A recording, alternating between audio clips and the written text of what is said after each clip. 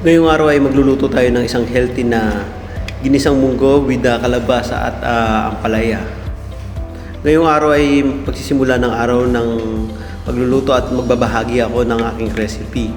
At healthy. Kaya kainin ng mga bata tulad na to na meron ko siyang kasamang vegetable na siguradong masustansya. Bago ang lahat, kailangan muna natin bumili ng mga gagamitin natin sa pagluluto at lalabas tayo. Ganun rin at magsha-shoutout tayo sa mga kaibigan at mga kapamilya natin, friends sa iba-ibang lugar.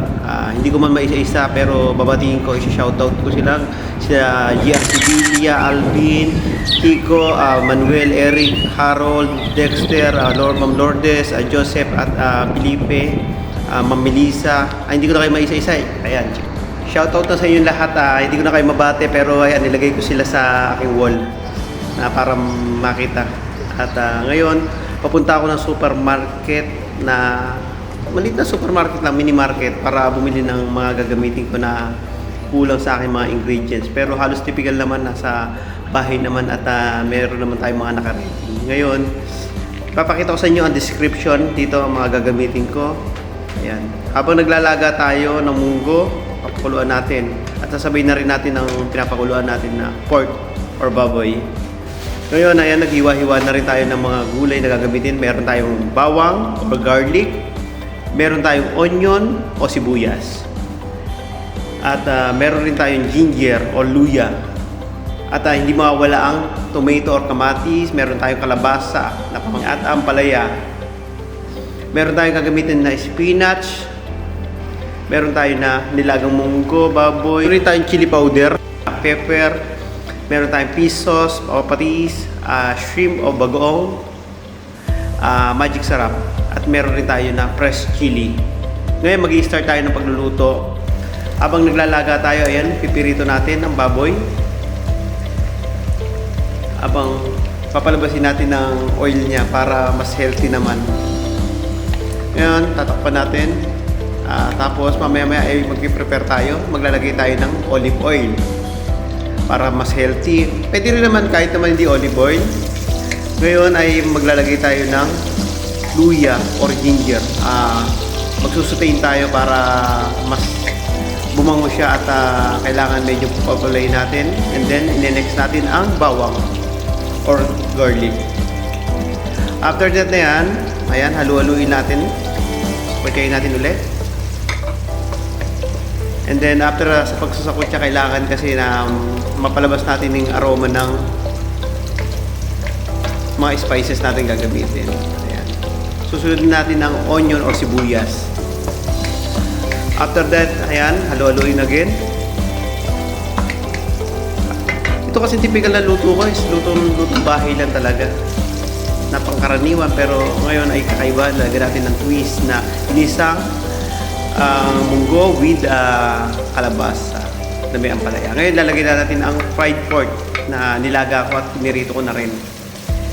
Ngayon habang sasakutsayin natin, pwede na natin mamaya-maya ilagay na rin natin ang mga condiments mamaya na pampalasa.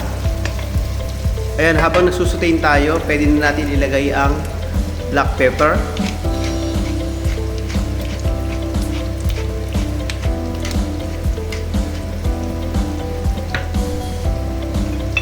At isusunod na rin natin ang patis o pisos. Konti lang ilalagay natin, huwag masyadong marami para hindi siya umalat. After yan, lagyan natin ng chili powder para medyo may kick na konti, may anghang. And then after that, maglalagay tayo ng konting bagoong o 1 spoon.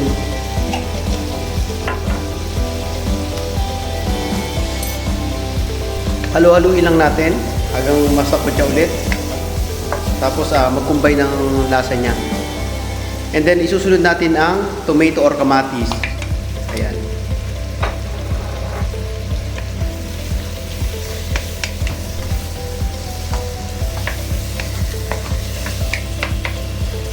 At tapos maglalagay tayo dyan ng magic sarap. Ngayon, pagka gumagamit naman kasi ako ng magic sarap, hindi na ako naglalagay ng Ajinomoto. Yan, pwede na yan. Kasi masama rin naman pagka sobrang marami tayong nilalagay na condiment at hindi na rin siya healthy.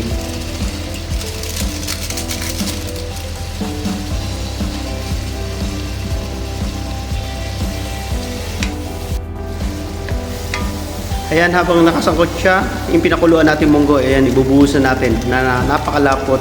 Ayan, makikita nyo na sobrang laga talaga siya. Ayan, halu-haluin lang natin. Ayan, malapit na siya. Ayan, malapit na siya maluto.